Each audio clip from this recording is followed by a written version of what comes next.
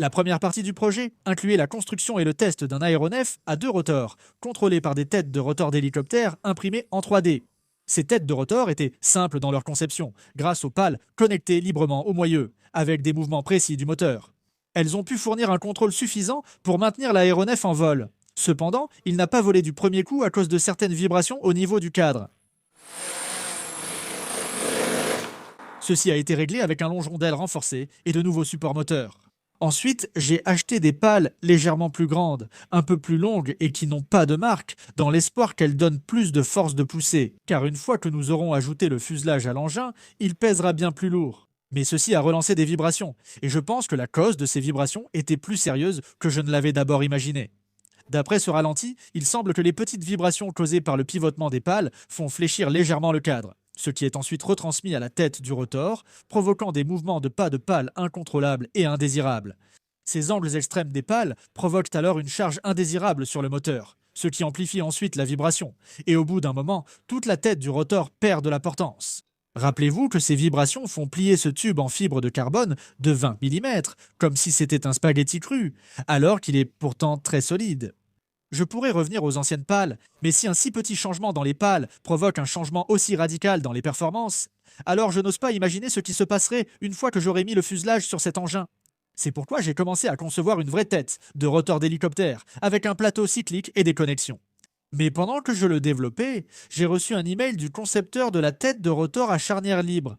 Si vous n'avez pas vu ma vidéo sur l'hélicoptère sans plateau cyclique, au départ, c'est un mec nommé Jimmy qui a eu cette idée, au cours d'un projet de recherche à l'université de Pennsylvanie, et son contrôleur de moteur a été développé par son ami Matt. Depuis, Matt a continué de perfectionner ce contrôleur de moteur dans le cadre de son business Vertic. Et il a conçu son propre système de tête de rotor à charnière libre, avec une seule charnière centrale au lieu d'avoir une charnière par pale. Évidemment, l'avantage principal est qu'il est plus simple d'avoir moins de charnières dans la tête de rotor.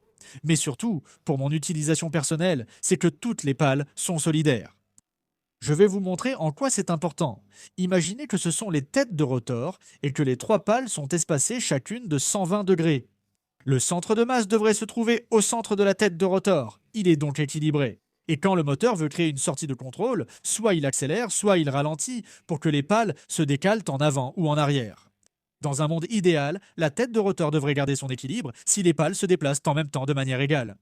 Mais si la variation de friction de la charnière varie légèrement, ou si une pale se déplace davantage que les autres, elle pourrait alors se déplacer de manière irrégulière, ce qui mettrait le centre de masse hors de l'axe et provoquerait un déséquilibre, donc une vibration. Donc, le fait que ces pales soient fixées ensemble devrait, je l'espère, éliminer les vibrations. Et Matt m'a aussi dit qu'il avait testé avec succès une version à 3 pales de cette tête de rotor avec une seule charnière centrale. Donc, avec ces informations, je dois construire la mienne. Cette tête de rotor a une charnière centrale à 45 degrés, ce qui veut dire que lorsque le moteur accélère ou décélère, la pale alignée à la charnière change d'angle d'attaque, alors que les 2 autres montent ou descendent. Ça paraît un peu bizarre quand ça tourne, puisqu'une pale garde la même rotation dans le plan, alors que les 2 autres semblent tourner dans un autre plan. Une fois installées, les vibrations avaient clairement disparu, ce qui était très prometteur. Cependant, il semble manquer de contrôle, donc l'appareil ne pouvait planer que brièvement avant de basculer et de s'écraser. Mais ensuite, Matt m'a montré une autre tête de rotor sur laquelle il travaillait, qui a la même charnière centrale à 45 degrés, et aussi une autre charnière horizontale. Ce qui veut dire que la tête de rotor peut s'incliner dans toutes les directions, presque comme un joint universel. Mais grâce à la charnière à 45 degrés, on peut encore le contrôler grâce à la vitesse du moteur qui dirigera la poussée des pales. Je trouve fascinant qu'il suffise d'ajouter quelques charnières sur la tête de rotor pour créer cet effet de direction de la poussée, simplement en réglant la vitesse du moteur. Donc, bien sûr, je dois donc construire le mien. Il ressemble beaucoup au modèle précédent, mais inclura en plus une charnière horizontale au centre. Ce qui est intéressant, c'est que la direction du pivot fonctionne bien avec la charnière horizontale, mais pour celle à 45 degrés. Pour le faire pivoter à gauche ou à droite, les pales tournent d'un côté à l'autre. C'est exactement ce mouvement à l'inverse qui sert à contrôler l'orientation de la poussée. Quand c'est monté sur le moteur, il suffit d'une légère impulsion du moteur pour faire pivoter le rotor, ce qui est impressionnant à voir. Aussi, comme la tête de rotor provoque moins de vibrations, j'ai retiré le gros support moteur et je suis revenu au longeron de voilure de 14 mm pour enlever du poids. Mais ça donne quoi au vol?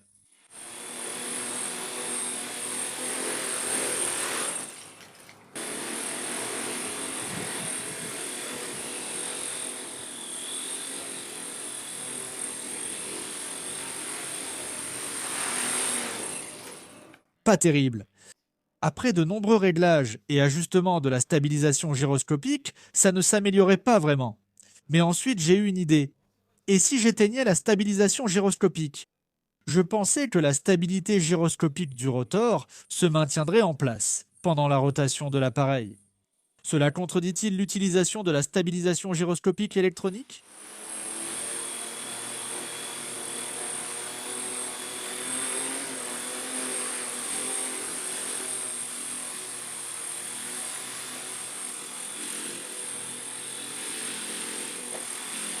C'est vraiment intéressant que l'engin puisse voler sans stabilisation sur l'axe de tangage. Je n'aurais jamais imaginé que ce soit possible. Le seul problème, c'est qu'il dépend entièrement de la position des pales du rotor pour rester stable. Donc, si une rafale de vent fait changer l'angle des pales, tout l'appareil suivra. En fin de compte, je dois faire un choix entre construire un étrange prototype à deux rotors ou fabriquer une maquette à l'échelle du 22 Osprey. D'après le titre de la vidéo, vous connaissez sûrement la réponse. Je voulais garder le système de tête de rotor à charnière libre, mais ce n'est pas possible dans ce cas précis. La tête de rotor finale était la plus proche de la réussite. Comme il s'agit d'une conception à vecteur de poussée, cela peut se faire avec un pivot de moteur actionné par un servo, et un servo a l'avantage de pouvoir être verrouillé dans une position lors d'un vol avant. Je suis sûr que je pourrais passer encore quelques semaines ou mois à essayer que cette tête de rotor fonctionne aussi bien que celle de Matt de Vertic. Mais j'ai l'impression que ce serait tombé dans le piège des coûts irrécupérables. Donc, j'ai remplacé les têtes de rotor à charnière par un simple pivot moteur commandé par un servo, ce qui est suffisant pour une inclinaison d'environ 20 degrés de chaque côté. J'utilise un petit servo avec un rapport de 3:1. Puis il y aura aussi un grand servo au centre du cadre qui fera pivoter tout le longeron de voilure. C'est à la fois plus simple électroniquement, mais aussi plus léger, car des petits servos suffisent pour contrôler le vol stationnaire, ce qui permet de se passer du longeron le plus épais, et d'un des gros servos d'inclinaison. Et lorsque l'appareil passe en vol vers l'avant, ces petits servos vont maintenir les moteurs dans une position fixe. C'est le même fonctionnement que des hélices d'avion classiques. Je pense qu'il est temps de passer à la partie fuselage de ce projet, dont j'ai donné un petit aperçu dans la dernière vidéo. Le plan consiste à imprimer en 3D le fuselage avec du PLA léger et des techniques de conception uniques qui permettront d'alléger le poids. Ce matériau léger mousse lors de l'impression 3D et pèse 40% de moins que lors d'une impression classique. Mais le problème avec ce matériau, c'est que le gonflement causé par le processus de moussage laisse des résidus si la buse de l'imprimante est soulevée. Pour contourner ce problème, le modèle doit être conçu de manière à ce que l'imprimante puisse créer la pièce sans soulever la buse. J'en ai un peu parlé dans mon dernier projet VTOL et j'ai créé un petit tutoriel sur ma seconde chaîne. Mais c'était juste pour une aile simple. Alors comment cela peut-il fonctionner pour un fuselage plus complexe? J'ai commencé par créer plusieurs croquis sur un logiciel de CAO pour reproduire le profil de l'Osprey, ce qui m'a pris pas mal de temps avant d'avoir un bon résultat. Mais en réunissant le tout, ça finit par ressembler au vrai.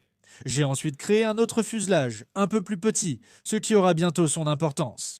De là, je peux découper les nervures de renfort qui aideront à maintenir la forme du fuselage. Actuellement, cela simulerait un remplissage classique d'impression 3D qui remplit l'ensemble, mais pour mon projet, il suffit que ce soit autour de la peau extérieure. Je peux donc utiliser un fuselage plus petit pour retirer toutes les nervures intérieures. Alors, on obtient un squelette. La dernière étape est de retirer ces nervures du modèle de fuselage solide, car cela va permettre de tromper l'imprimante, pour qu'elle imprime la pièce sans lever la buse. Si on modélise le fuselage comme une coquille avec des nervures solides à l'intérieur, l'imprimante devra relever la buse à chaque fois qu'elle crée une nervure. Mais si le fuselage est un modèle solide et qu'on enlève les nervures, l'imprimante dessinera chaque couche sans lever la buse, ce qui permettra d'avoir une pièce propre et légère. C'est aussi une nouvelle version de PLA léger Color Fab qui est capable de résister à des températures plus élevées. J'ai déjà eu des ailes imprimées en 3D qui ont fondu au soleil. Et heureusement, cette couleur convient parfaitement. Vous remarquerez peut-être qu'il y a une combinaison de grandes et de petites nervures qui traversent l'intérieur du fuselage. C'est parce que j'ai fait beaucoup de tests d'impression pour comprendre comment conserver la légèreté de ces pièces tout en maintenant la solidité de la coque extérieure. Voici des prototypes imprimés lors de la conception de cet engin. Comme celui-ci qui a une forte densité de très petites nervures, ce qui maintient bien la coque, mais qui est aussi assez souple et flexible. Ensuite, celui-ci a moins de nervures, mais elles sont plus grandes, ce qui le rend plus solide. Cependant, les nervures ne soutiennent pas très bien la peau. donc c'est distendu entre les nervures. Donc, voici le design final, une combinaison des deux. Il y a beaucoup de fines nervures pour renforcer la coque, et moins de grandes nervures pour la solidité globale du fuselage. Après 4 jours d'impression, toutes les pièces sont prêtes à être assemblées avec de la colle CA classique, qui est aussi appelée parfois de la superglue. C'était un peu pénible à appliquer car elle sèche vite. Le fuselage se compose de 3 parties collées entre elles, nez, section centrale et queue, maintenues ensemble par des aimants. Je dois retirer le longeron et les moteurs du cadre pour les placer dans le fuselage, en glissant les patins en fibre de carbone dans les rails imprimés. Ensuite, je dois découper une ouverture à l'endroit où l'aile va être montée, car ce trou n'était pas inclus dans le modèle, puisqu'il fallait imprimer la pièce en mode vase. Maintenant, on peut connecter les fils, puis la barre d'aile et les moteurs sur le cadre peuvent être remontés sur le cadre, avec un accès à l'avant et à l'arrière pour serrer les boulons. J'ai pu glisser la queue sur les patins pour vérifier l'ajustement et fixer le nez. Le modèle ressemble de plus en plus à la version grandeur nature. Il ne lui manque plus que quelques aimants pour le maintien des pièces. J'ai imprimé le stabilisateur horizontal et la gouverne de profondeur avec le même matériau et les mêmes méthodes de conception. Pour réaliser la charnière de la gouverne, j'ai choisi de découper de petites bandes de caoutchouc qui se collent ensuite dans la fente préimprimée. J'ai envisagé d'imprimer un pivot de charnière en 3D pour la surface de contrôle, mais la charnière en caoutchouc est plus simple à faire. C'est à la fois solide et flexible. Coller d'abord les gouvernes de direction aux extrémités du stabilisateur horizontal, puis fixer le cerveau de profondeur sous le fuselage, où il sera caché une fois monté. Comme vous pouvez le deviner, elles ont aussi été imprimées en 3D et l'empennage peut maintenant être fixé au fuselage. Maintenant, c'est le moment de recouvrir les supports moteurs avec des nacelles de moteur à l'échelle. Ces pièces sont énormes, comme sur le vrai modèle, ce qui est parfait pour cacher tout le câblage. Et elles sont fixées et maintenues avec ces supports collés, ainsi que des aimants pour assembler les deux moitiés. Seul le dessus du moteur et de l'hélice dépasse. Comme le moteur pivote indépendamment en vol stationnaire, la direction de poussée ne fera pas basculer les nacelles, ce qui permettra, je l'espère, de conserver l'aspect réaliste de l'appareil. Avant de construire l'aile, il vaut mieux tester si l'engin peut voler en stationnaire avec le fuselage que j'ai ajouté. Les hélices ont d'abord un peu vibré, car les pales étaient légèrement repliées pour le transport, mais elles se sont vite redressées et l'appareil a décollé facilement. Honnêtement, je suis surpris de la qualité de vol de cet engin. Il est plus stable avec le fuselage attaché. C'est probablement parce que le poids et l'inertie supplémentaire amortissent les mouvements. Je n'ai effectué aucun réglage depuis l'ajout du fuselage, donc ça pourrait être mieux, mais c'est déjà un bon début. Je suis content aussi d'avoir abandonné les anciennes têtes de rotor. Ce système est plus simple, et en vol stationnaire, il est presque impossible de voir l'inclinaison des rotors, grâce aux nacelles de moteur fixe.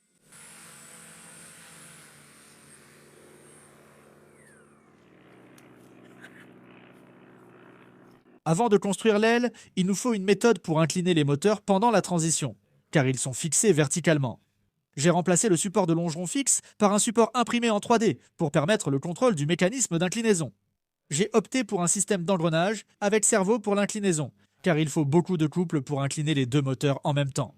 Ces engrenages coniques donnent au cerveau un rapport 3-1. Le cerveau opère une rotation de 270 degrés pour incliner le longeron d'aile de l'horizontale à la verticale. Le cerveau que j'ai utilisé est un modèle bon marché que j'ai trouvé sur Amazon, conçu pour les voitures télécommandées, et apparemment, il peut soulever 20 kg à 1 cm de rayon. Environ 2 Nm de couple, mais avec le rapport d'engrenage, on atteint 6 Nm. J'ai choisi le NACA 6412 parce que son profil est assez large pour s'adapter au longeron principal de l'aile. Et il est capable de générer un fort coefficient de portance avant de décrocher, car l'avion devient assez lourd. On a donc besoin d'un maximum de portance. Après l'impression 3D, j'installe le cerveau d'aileron et colle les sections de l'aile ensemble. Je dois encore progresser en collage, mais j'espère pouvoir nettoyer ça plus tard. Je n'ai pas collé l'aile au fuselage pour pouvoir accéder au mécanisme d'inclinaison et aux composants électroniques. J'ai fabriqué cette section centrale qui se pose simplement sur le fuselage. Quand je glisse les sections d'aile sur le longeron, la section centrale reste en place et l'angle de l'aile est soutenu par le dessus du fuselage. Ensuite, j'ai remonté les nacelles des moteurs et vérifié si le mécanisme d'inclinaison marchait encore.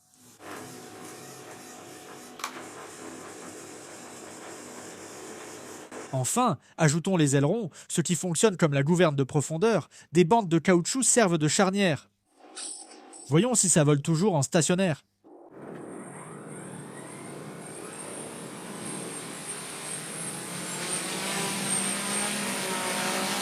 Il faut nettement plus de vitesse pour voler en stationnaire avec l'aile fixée, car l'aile bloque une grande partie du flux d'air des hélices.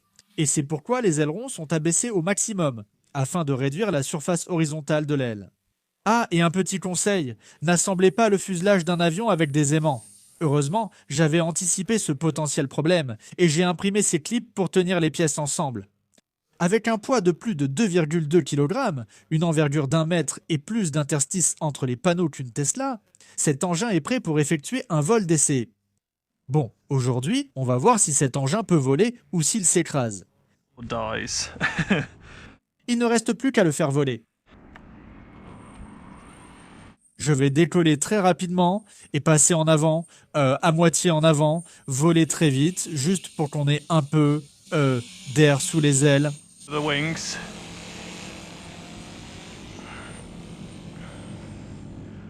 D'accord, d'accord. Ce n'est pas si mal. Il vole avec beaucoup moins de puissance qu'en vol stationnaire. Then when it was hovering, Je ne voulais pas passer trop de temps en vol stationnaire parce que la batterie ne dure pas très longtemps. D'accord, d'accord. this is actually... Il volait avec beaucoup moins de puissance qu'en stationnaire, c'est agréable. Alright, coming in for another part. On refait un petit passage. C'est incroyable.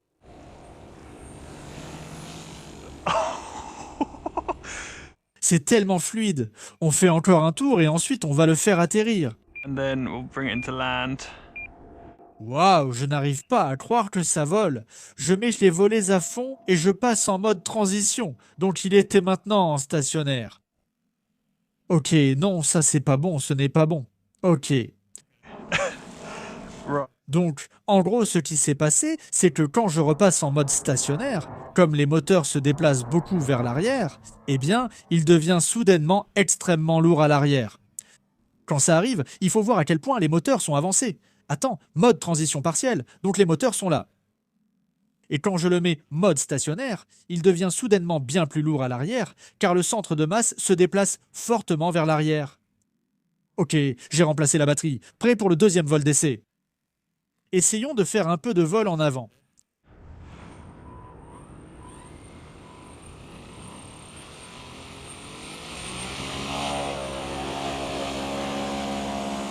Transition vers le vol avant à mi-puissance. Volet relevé à mi-course. Halfway. Il prend beaucoup d'altitude.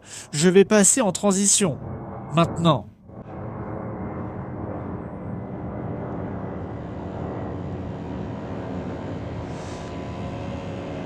D'accord, et il n'aime pas.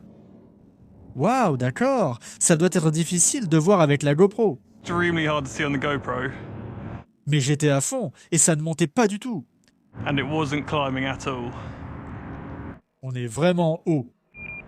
Get ready to transit. Prêt pour la transition dans 3, 2, 1.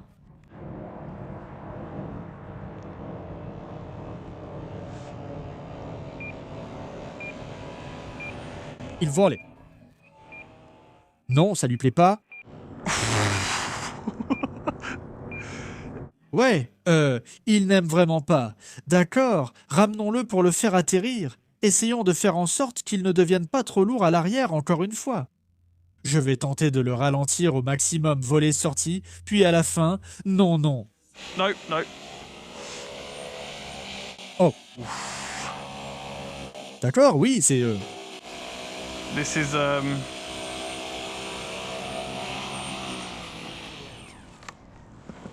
La transition pour revenir en vol stationnaire est vraiment horrible et je ne sais pas comment corriger ça. Il cabre instantanément dès que le centre de masse revient en arrière. the center of mass shifts back. Je lui ai fait faire d'autres vols d'essai avec mes batteries de rechange, mais il ne volait bien qu'en mode transition partielle. Je pense que c'est parce qu'il a assez de vitesse sous l'aile pour réduire la charge sur les moteurs. Mais malgré tout, utiliser les moteurs pour produire de la portance lui permet de voler à une vitesse gérable. Le déplacement du centre de masse, causé par l'inclinaison des moteurs, demeure un problème majeur pour revenir en vol stationnaire ou avancé. Quand les moteurs sont dans la position horizontale, l'appareil est très lourd à l'avant.